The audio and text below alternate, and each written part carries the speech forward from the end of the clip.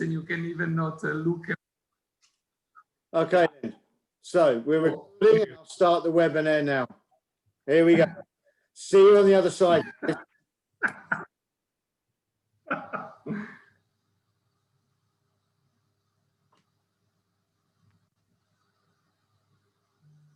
So, okay, I can just see our guests are just joining the group now. We'll give a few moments for everyone to come on board.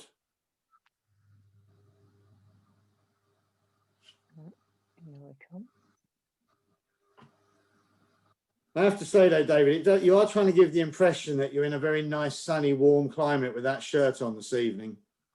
Yeah, got to pretend, you know, got to convince myself for the next 6 months that I'm not living in the frozen north. You're in a happy place. This is good. Absolutely. I can see plenty of names popping up in the attendees, some of which are probably going to try and make my life really difficult over the next hour. Oh, that's a shame. Yeah.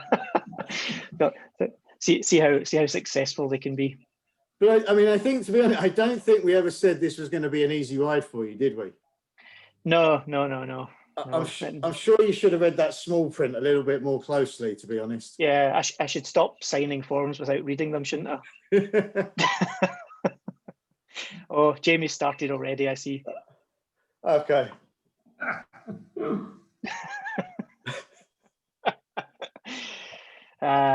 Okay, we've got chat starting, we've got hands being raised. We seem to have sort of leveled out. So yeah. We're a couple of minutes past 6. So what I'd like to do is, first of all, good evening and welcome everybody.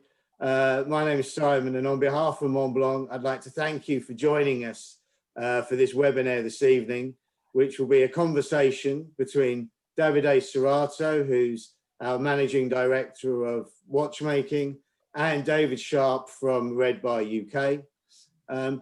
Obviously, by now, with lockdown 2.0, I think we've all become Zoom professionals.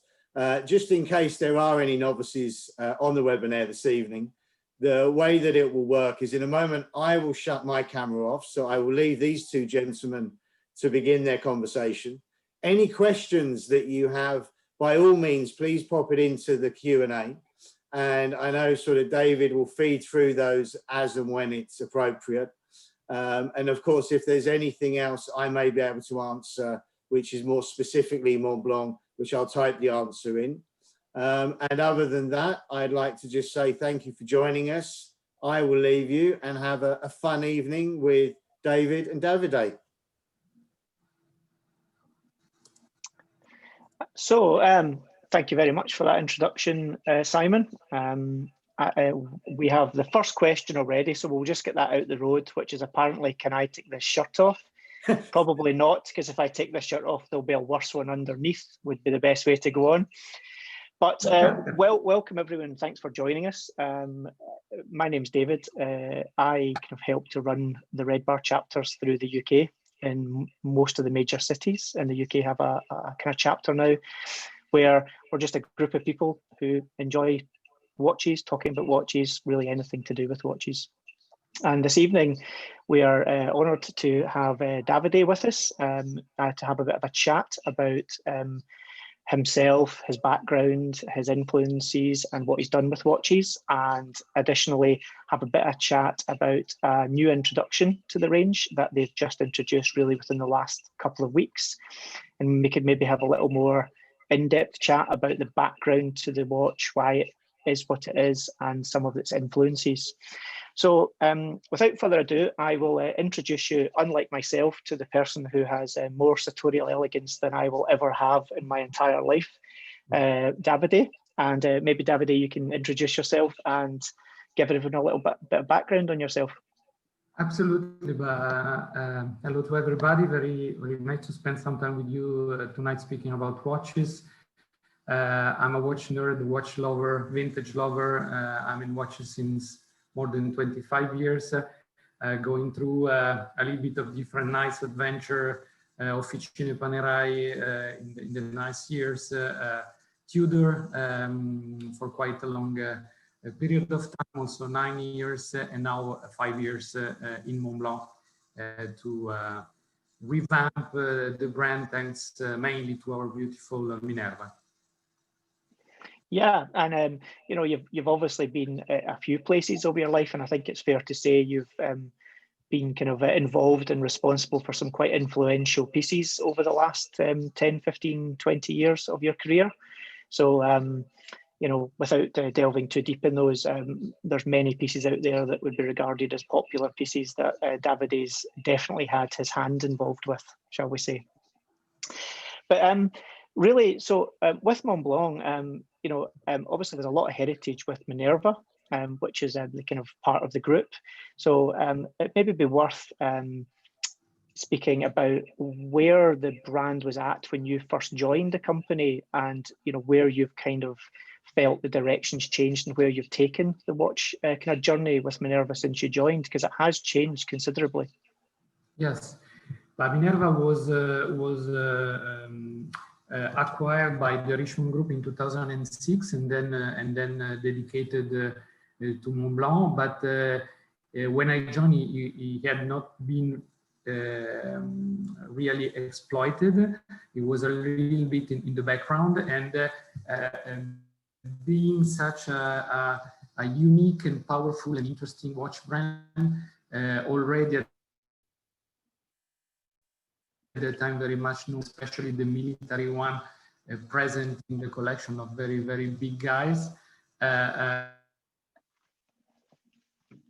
We really decided to start a process that I would say now is giving a full 360-degree, a very unique process of integration of the two entities. And really, we took the history of Minerva, digging very deep in the details in the archive.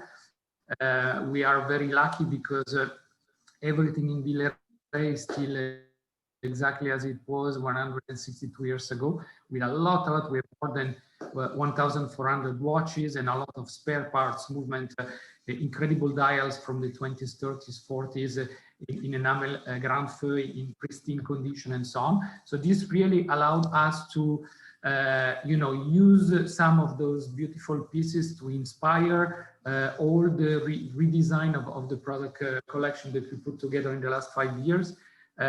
Bringing up a full sport offer that was that never existed at Montblanc before, with Time Walker and the Link of Racing, and in particular with 1858, and this very nice association with the exploration, adventure, outdoor, a theme that has become more and more relevant in the last, I would say, 5 to 6 years, and where we found this very, very strong identity brought in by military timepieces, in particular aviator watches from the 30s, and we decided to bring in this very strong vintage feeling, and inside this line that has become today a little bit the face of the new Montblanc watch offer. We created this stunning piece, which is a geosphere, that has become really the icon of Montblanc. You know, in a sport professional watch, a very crowded arena, very competitive with many existing brands and pieces, very difficult to stand out. And here, thanks to a very unique movement, a very developed in-house, thanks to a very special way of displaying multiple time zones with these 2 turning discs, thanks to this very nice vintage military look, and dial very easy to read despite having so many time zones. We created something that really resonated in the watch community, and is really rocketing now. We are at the 4th iteration with what we will speak about later, with the special edition dedicated to Raymond Messner. And I mean, any one of the iteration has been welcomed really well. I know that it's horrible the way in which we see it, but you know, this one was the still one with the black dial, the very first one that we launched here on a Nubuck alligator boom strap. The second one, very, very successful, was this very nice khaki green and bronze version that you also own, David. And this year we presented the third one, which was the titanium blue version. And this shows very well the kind of watchmaking that we are expressing with, very interesting a journey into colors. We have been one of the very first brands to go into green, and it has been very successful. We have been really pushing the bronze with this, a particular alloy of cupro aluminum, bronze enriched with aluminum that gives this beautiful patina. That's the watch I'm wearing since 1 year, and you can see how much, the patina is homogeneous, titanium, and now a very interesting addition also in terms of playing with luminous material, which is a thing that to me is very dear.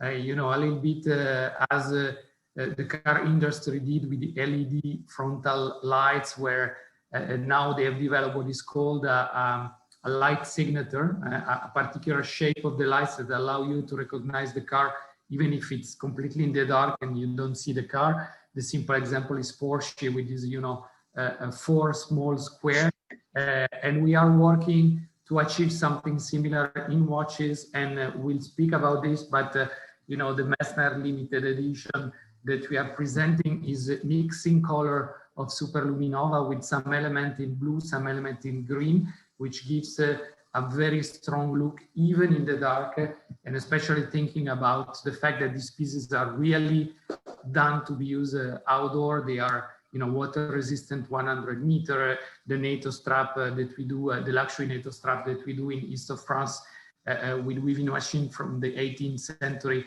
You can swim with it, you can put in the snow, cross a river. Very, very robust watches. Everything is satin finished, so quite resistant to scratches. The titanium version, titanium is a beautiful material, very light, and also a little bit auto healing, because if you make small surface scratches, as it oxidates a little bit with the oxygen, it will heal. Those small scratches will disappear, which is a very interesting property of titanium. I mean, that's a great overview there. A couple of points you made, which I find quite interesting, and maybe we could kind of explore a little bit, is in terms of when you're thinking about a new watch or designing something new. Obviously, there's lots of tradition within watchmaking where you can have design cues or ideas from history, etc. But the point you made there about the Superluminova and the car lights, what other areas do you personally feel that you pull kind of design ideas and cues from, whether it be cars or anything? Because I think that's quite interesting. I think the mindset you have to get to where you have a finished product. Absolutely, but I was born in Italy. I was born in Torino, which is the kind of capital of car design, place where Pininfarina, Bertone, and Zagato were born. I mean, I visited motor show since I was 3 years old on the shoulder of my dad, and I didn't miss a single one. I remember all the, presentation of the crazy Ferrari F40, F50, these crazy cars. Yeah, for sure, between cars and watches, there is a very, very close relationship. Both are objects where the external design is very important, but there must be a magic, dialogue between this external shape and the internal mechanical living part. Yeah, I think there are a lot of very interesting parallels that you can do, taking inspiration, shapes, material, sign of performance. Yeah, very interesting. Even in car industry, speaking about quality, this example has become really a kind of, iconical example, always quoted. When you open the door of a car, the first time you discover it and you close, the noise that door is going to do is really telling you a lot about the robustness and the reliability of the car. And you know, German car, for example, have been always quoted to have this magic, you know, perfect mechanical soft noise, and also, you know, giving this very strong feeling of a solid thing, perfectly engineered and perfectly designed and thought. And it's very similar to me in watches on what you get, you know, on a turning bezel, the feeling that you have, the noise, you know, the small clack, clack, clack, clack that the bezel is doing really tells you immediately if you are in front of a serious, you know, sport professional watch with a lot of thinking about mechanics. And I've always pushed engineer in every brand to become completely crazy about this, because to me, the bezel must have a noise that is very similar to the one that good safe do, you know, this perfectly synchronized movement of all the elements and the wheels inside. And, you know, all these are small details, but at the end have a huge impact on the pleasure that you have when you discover a watch, the pleasure that you have in owning and wearing a watch, and the pleasure that you have in sharing with you know, your fellow mates, crazy lovers of watches. So when you're talking about these areas, like, you know, the feel of the bezel and the noise and the kind of tactility of it, obviously as a designer, you have to kind of pass the project at some point to the engineers and to the kind of watchmakers that are making these. How much do you get involved with that? Or are you quite top level that you just know it's right, or do you like to get involved in the process? Yeah, I am very lucky because I can oversee and drive the full process. You know, I always work on the design and development of the movement itself, of the parts of the movement. Is really 360-degree approach. And, you know, again, everything must speak the same language. You know, even where you're speaking about a decoration of a bridge of a movement, of a particular detail of a movement, the noise that the movement has to do, the frequency of it, you know, the magic of using 18,000 vibrations per hour, as we do in all our Minerva chronometer pusher, because it comes from pocket watches, and, you know, and it has this low frequency, which is also a slow movement, which allows your eyes to see, you know, the hairspring that is pulsating when you look at it. And, you know, we have oscillators that are very big, so because they come from pocket watches, so you can really enjoy at the maximum this feeling of craftsmanship and of you know, manually crafted and adjusted beautiful timepiece. All of these must really speak absolutely the same language, as much as, you know, strap also must match. And here, you know, we have this you know, special treatment that we do on the calf with this you know, sfumato gradient color that is hand applied, a little bit like, you know, the wax on the shoes for shoe lovers. The micro details that we have, like in our folding buckle, where you have a small micro adjustment with 3 steps that allows you those minute adjustment that you can do between summer and winter to be sure that, you know, when you wear your watch, it's wearing perfectly and it's not a little bit too stiff, or this beautiful, you know, craftsmanship and métier d'art of the NATO strap that we have developed in this incredible company doing textile ribbons with weaving machines from the 18th century, you know, and finding this beautiful pattern, this very soft feeling of it, so that it's very comfortable when you wear it. This very particular, you know, jacquard weaving machine that is able of weaving even the side of the strap in such a way that even the edge is very soft and is not, you know, as it happens with some Chinese nylon, very stiff NATO strap that start to be abrasive on your wrist and very uncomfortable to wear. Something that don't lose its color, you know, that you can swim with and is drying up in 10-15 minutes if you're outside. Now, all these details that at the end make you know, the magic of traditional watchmaking and of what we call high watchmaking. Yeah, and I mean that brings up another interesting point. Obviously, with Montblanc having the stewardship of Minerva, you've got that kind of mix between super traditional techniques and machinery, as you say, that is from the 18th or 19th century, and some of the turning machines that are hundreds of years old. But combining that with the modern technologies that are available now, whether it be CNC machines or modern production techniques, do you find it quite interesting in this day and age that we can have that real, the difference between the traditional handmade and modern technologies to have a product that comes to market that's, very precise but has all the tradition in it? Yes, this is very interesting because it's something that is very unique to what we are doing. The way in which we are developing our product lines is that we start always from a narrative, and in the case of 1858, the narrative was exploration, outdoor, adventure, and this drove the fact of choosing military watches, because military watches has always been used for exploration. So we picked up these beautiful pilot watches from the 30s, and this inspired, all the shape of the case, the fact of using brush material, the kind of material we use, the complication, like the geosphere. It's a travel watch, and when you explore, you are very often in different time zones and so on.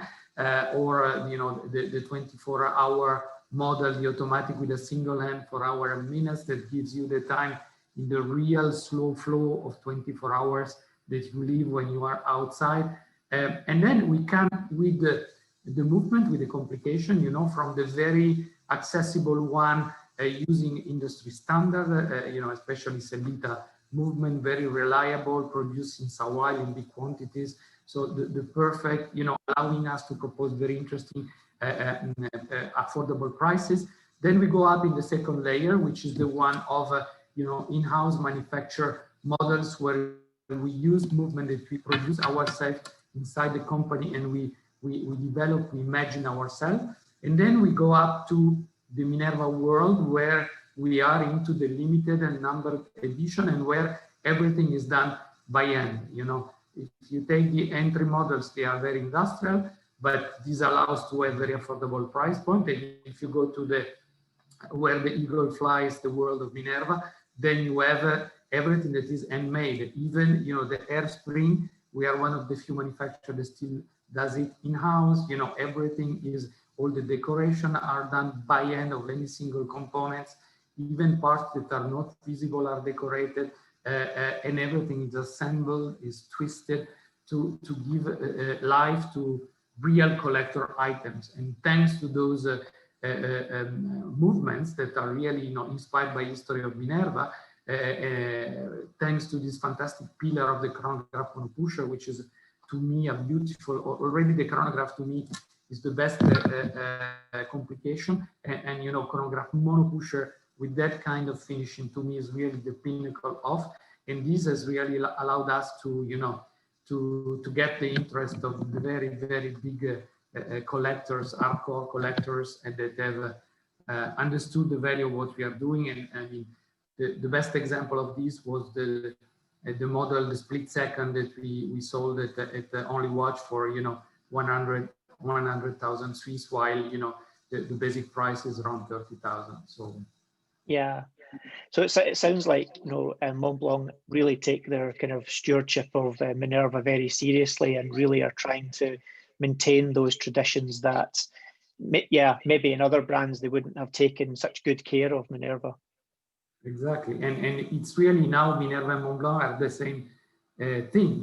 They are part of the same company. They are same people that are working. Even the watchmaker, we make often exchanges between, and now we produce in-house in Villeret even some parts of, the geosphere movement, or some parts of the Nicolas Riosec chronograph monopusher movement. So we are really now extending this integration in such a way that two entities are becoming somewhere the two sides of the same coin, the two faces of the same coin. Yeah. Well, there's a question that's come up, which this is maybe a good point to bring it in. This is from Scott, who says that he was lucky last year to get a trip to Villeray, and one of his absolutely favourite Montblanc creations is the Metamorphosis. And he's wondering if you could maybe give some details or any information about that model and the new Metamorphosis. Sure, thank you very much, Scott. Yes, the Metamorphosis is really the top of what Montblanc is doing today. It's a very special watch because it comes from the dream of a watchmaking student, you know, to create a watch in which the dial can change its shape, and when changing its shape, feeling supplemental complication in the watch. So a number of iterations has been done. The last one that we are doing has, you know, when it's closed, you have a domed art, which is three-dimensional and is painted with enamel, with around a wall timer, and you have, you know, the oscillator of the watch that is oscillating at 18,000 vibrations per hour at 12. And then sliding a small lever, you know, like the one of a minute repeater, you have the dial that is opening up and with some shuttles that really, you know, open up on the two sides and reveal this half spheric art with around an aventuring sky. And on the sky, there is a revolving moon that is also three-dimensional, where you see the dark side and the luminous side that is going around to give a moon indication, a revolving moon indication in 3 dimensions, you know. And at 12, the effect of having your shuttle that opens up reveals the exotourbillon, so a very, very big tourbillon, as always, with this beautiful air spring done in-house, beating at 18,000 vibrations per hour, and with a beautiful execution. And the watch is a Grand Complication, done in a very small number, 8 pieces for the lucky owners. And yes, it's a good example of application of you know, design and creativity to the beauty of something completely handmade and then finished. Yeah, and I can say I'm lucky that I have had a chance to look at one and see one. And if anyone ever gets a chance to see one, I can highly recommend just spending a little time looking at it and watching how it works, because it really truly is something quite special, and you know, something that Montblanc should be special about, because there's very little else out there from anybody that has this kind of style and uniqueness to it. So another question actually that's come up, you were mentioning straps. So Mark Irvin is asking that he has an 1858 44mm, which he says wears beautifully, very comfortable, but he's very impressed with the strap that he understands is made in Florence. Could you maybe give a bit more information about that for Mark? Yeah, with pleasure. As you know, Montblanc is also producing since now more than 20 years leather product, and we have a manufacturer that is in Italy, in Florence, where, you know, in the district where all leather products and all, you know, leather masters are. And we leverage this, you know, knowledge and these facilities to equip all our watches, and these allow us, you know, to create this a very particular sfumato treatment, both on alligator, on calf, to produce very interesting bootstrap and so on, with a very high level of quality, with a lot of handwork that is part of it. And also we offer all these different straps that for us are a very important part of the accessorization of a watch. And when you change strap, very often it looks like you have a new watch. So we offer all those straps in our boutiques. And so if you have your previous one that is a little bit, you know, has lived a little bit too much, you're going on one of our boutiques and you can find either the replacement with the same or the same other color, or many different colors of NATO strap, you know, khaki green, navy blue, the desert light brown, the James Bond striped gray and black. You can find different types of band strap and so on. So yeah, and this is really thank to our, you know, leather department. Excellent. And maybe the final question for just now, to bring it from kind of traditional right up to modern day, someone was asking a question when you were talking about the Geosphere, with the question, will there be a smartwatch version, which is probably heresy for many people, but they are a thing and people do like wearing smartwatches now. So I suppose it's a fair question. It's a fair question. You know that we already have a smartwatch, and we are at the third generation of it. The smartwatch has different features linked to travel, as you can imagine, and very different, very typical, you know, connected device feature. But the specific way of displaying multiple time zones that we use on the Geosphere, we really keep it for the mechanical movement and for the mechanical passionate of this world. Excellent. Well, maybe we could now move on to, you know, talking about that kind of, I suppose, the core, that kind of key modern sports range within the brand, the 1858 range, which has 3 or 4 models between the Auto, the Chrono, the Split Second, and obviously the Geosphere. So maybe a wee quick overview of that kind of range from yourself as to just your kind of high level thoughts on each of those pieces.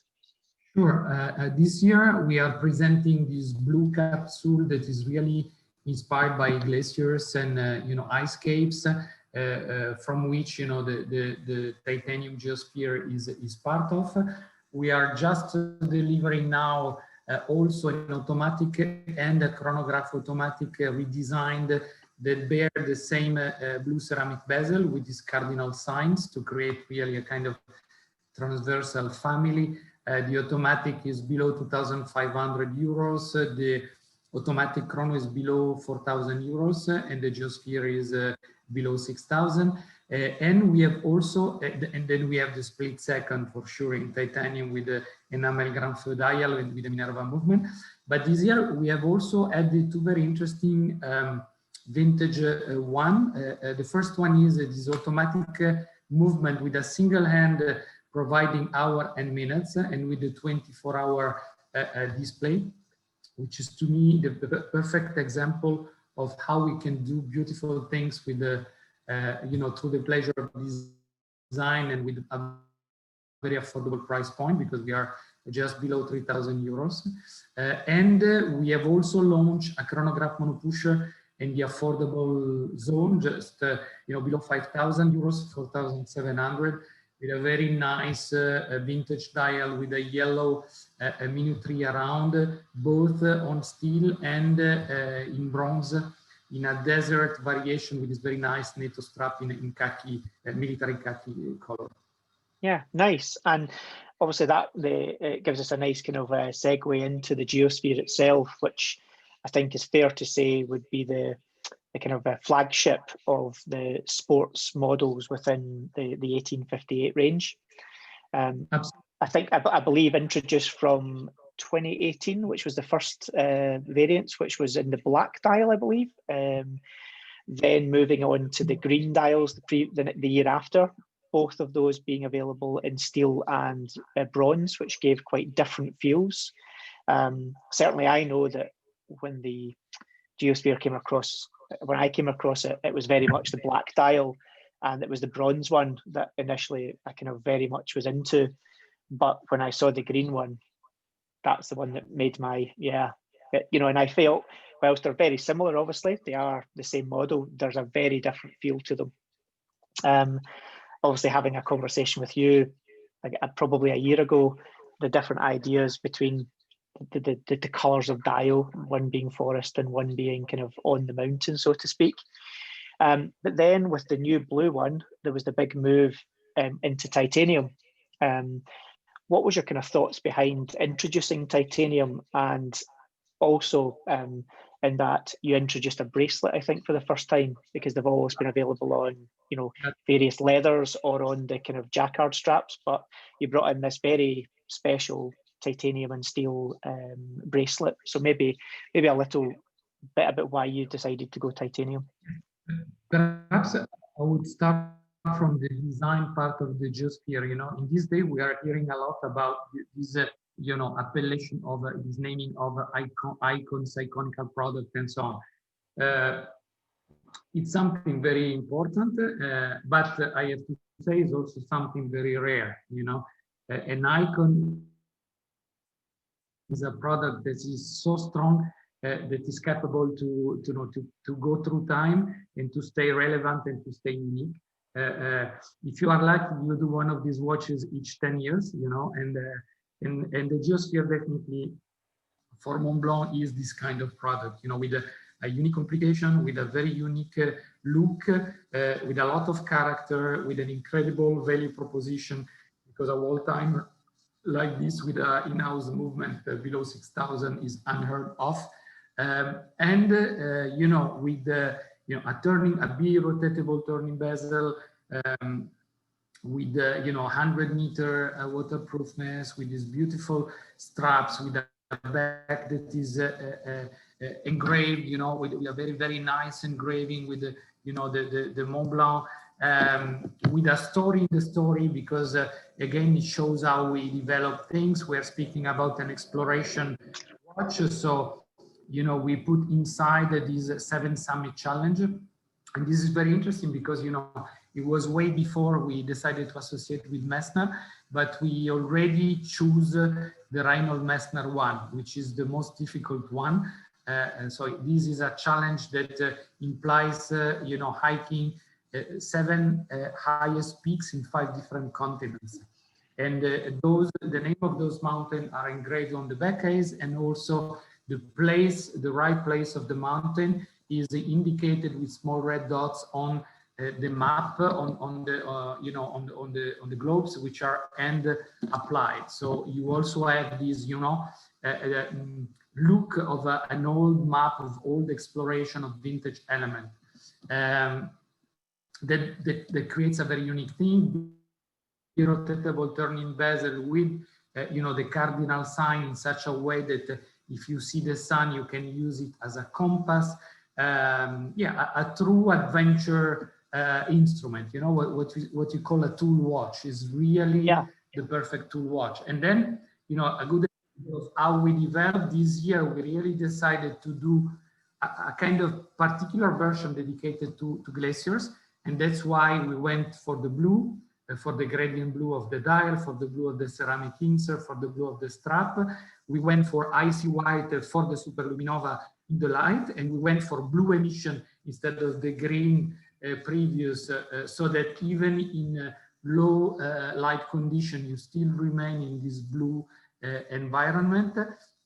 And we choose the titanium because, you know, titanium is the perfect material for outdoor sporty watches. It's very light, it's very resistant to scratches, and it's not transmitting heat or cold easily. So, you know, even if you're outside and you have your wrist, you are in a glacier and you have your watch on your wrist, it's not becoming -20 and sticking to your wrist, but it's still remaining at a reasonable temperature. And also, for sure, titanium, you know, has a very nice look, especially when it's brushed. This darker gray color that perfectly matches, you know, the other color of this particular combination. Excellent. And obviously the bracelet's something that's new as well. And you've gone, I believe, is it 2 materials, both titanium and steel in the bracelets? Exactly. So what was the thinking? What was the thinking behind that?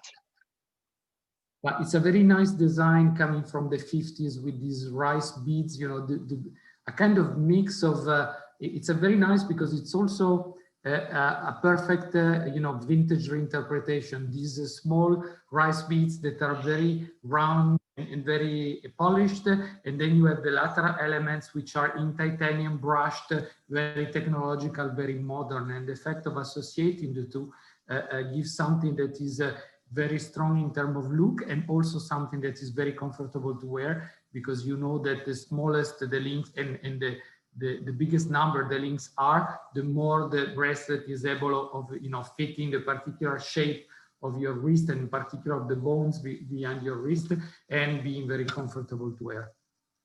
Okay, and was there a reason why you used both materials, why you didn't make it all titanium? The first reason is that by using titanium is light, so as a metal bracelet is always heavy, doing it in titanium is going to give a lighter and more comfortable wearing to the watch. And then nobody, at my knowledge, did it before, so it was also a very interesting way of on the geosphere. The case is in titanium, but the bezel is in steel and in polished steel, and so you have the same element on the bracelet in such a way that it perfectly matches also in terms of look and in terms of materials. Excellent. So maybe that does bring us on then to the to the latest model, which is the version 4. Exactly, absolutely. So we decided really to yeah. No, I was saying, sorry, I was saying that this is the one that is the true tribute to Messner, who is the person who, as you've said, gave the initial idea behind this Geosphere watch. Exactly. So there's a lot of maybe sorry, didn't mean to interrupt. On you go. He's one of the last living legend of alpinism, crazy, incredible guy. He has escalated all the 8,000 meter in the world. He did it the first time alone. He did it the first time without the help of oxygen. He created a new way of hiking, which is called international alpinism, going alone without the need of a group of people accompanying you and bring a lot of material. He has really given a unique path to alpinism. I like very much to quote a quote from him, which is ascending is the metaphor of from impossible to possible. It's really nice, and he's saying each new generation is trying to show to the previous one that what was considered impossible is possible. I think it's a beautiful message for everyone in these very difficult times and very pessimistic time to look forward and to look forward in a positive way. Absolutely, because I did a little bit of as you always do, you use Google to find out a little bit about the person, and to say that he's had some accomplishments would be an understatement. From being one of the first, or in fact being the first to climb Everest without supplemental oxygen, to climbing all the 14 peaks over 8,000 meters, to be the first person to cross Antarctica and Greenland on foot with no assistance with sleds. And to have a challenge, the 7 Summit Challenge, which is apparently known as the Messner's List. So, and I believe also relatively recently he's crossed the Gobi Desert on foot. So he's done everything. Yes. Absolutely. So that brings any radio. Yeah, and that brings us to this this watch we've been talking about, which is the Messner edition, which is I believe just been released within the last few weeks. Right. And there's 262 pieces, I believe. And one of the things I always do when it comes to any watch company who release a limited edition, what does the number relate to? So after I did a bit of digging, it relates to the fact that all 14 peaks are over 8,000 meters or 26,200 feet in old money. So 262 relates to the height in feet, which suits me because being British, we do everything in measurements in the old school way. But yeah, this is a beautiful piece that's been introduced. available, I believe, now within the boutiques. And I believe, interestingly, this model here is also a boutique-only piece. Yeah, so it's a blue version, but with a base and a very nice blue gradient dial with some golden accent on a blue NATO strap.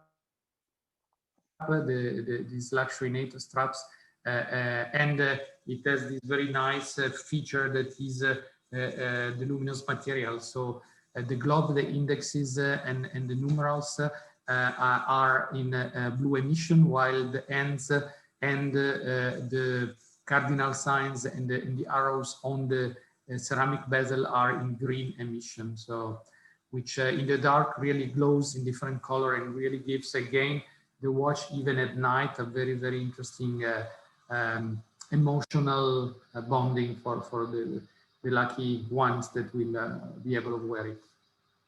Excellent. Well, I don't think we've any more questions. So obviously, I would say if anyone else has any questions that they want to pose for Davide, whether it's on the watches specifically or anything else with regards to the Montblanc or Minerva, now's your time, because probably for the next 5 or so minutes we'll be coming to an end of this little session. I'd like to say to Davide, thanks very much for your time. I'm sure there's plenty of things coming down the line with Montblanc for the next 6 months, 12 months.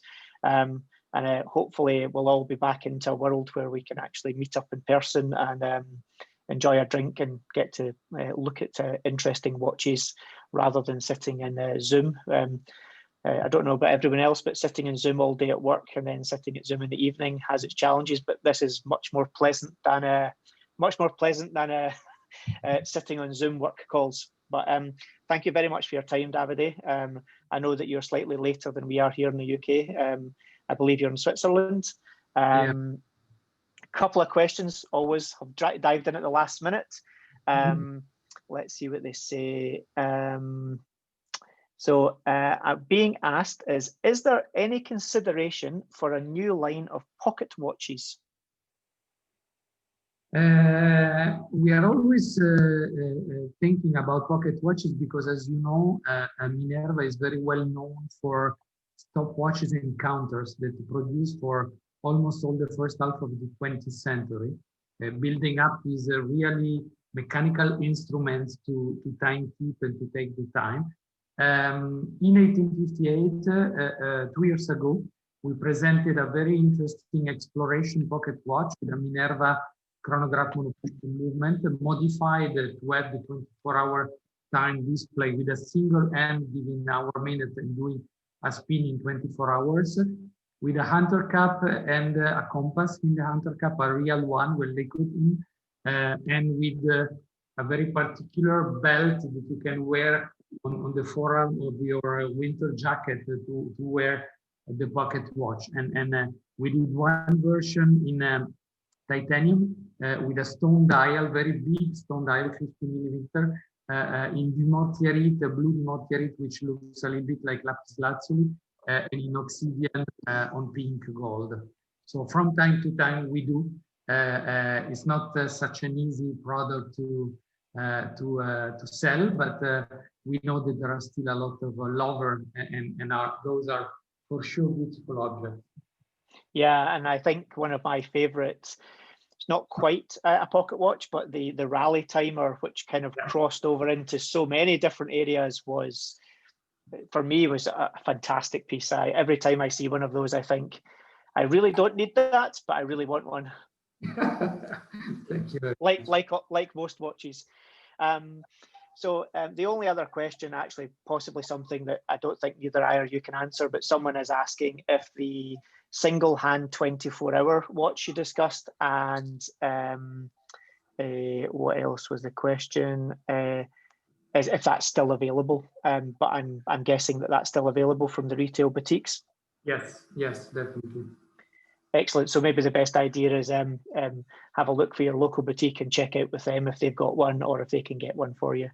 And finally, someone summed it up. An anonymous attendee said that this is definitely much nicer than his daily team calls at work. So I think we can all agree with that. So on that note, I'd like to thank everyone who's stayed in. The number of participants actually stayed pretty steady, which means that they didn't think we were boring and leave. So that's a good sign. And Davide, thanks again for all your time. And hopefully we will catch up at some point when we can have some gin and forget all about the past 6 months. So thanks very much, everyone. Simon's come back on. So if Simon's got any final words. Well, I've got to say, this for me, it was really enjoyable to be able to sit here and listen to you two chat all evening. Thank you very much, David. I think you've been a fantastic host. Davide, as always, it's such a pleasure to have you join our calls. I think you've almost become an honorary UK citizen now, the amount of time you've spent with us in the last few months. So thank you very much. And thank you to all of our guests who joined us this evening. I'll end the session now, but I believe you said, David, this will go up on your YouTube channel. Yeah, so we'll get this. We've recorded this session, so yep. Hopefully, we'll get once we get the video file processed, we'll stick it up with all the other sessions and videos we've done. There's also, if anyone's interested, it's well worth going. Davide has been on a few different things through the last 6-9 months with us, from the global on one of the panels through to some other kind of sessions we did. So if anyone wants to hear more or see more from Davide, by all means, jump on. And there's lots of other interesting stuff on there for folk to watch. Ciao a tutti. Gentlemen, thank you very much. And we speak again soon. Take care, everyone. Ciao, ciao. Thank you. Ciao.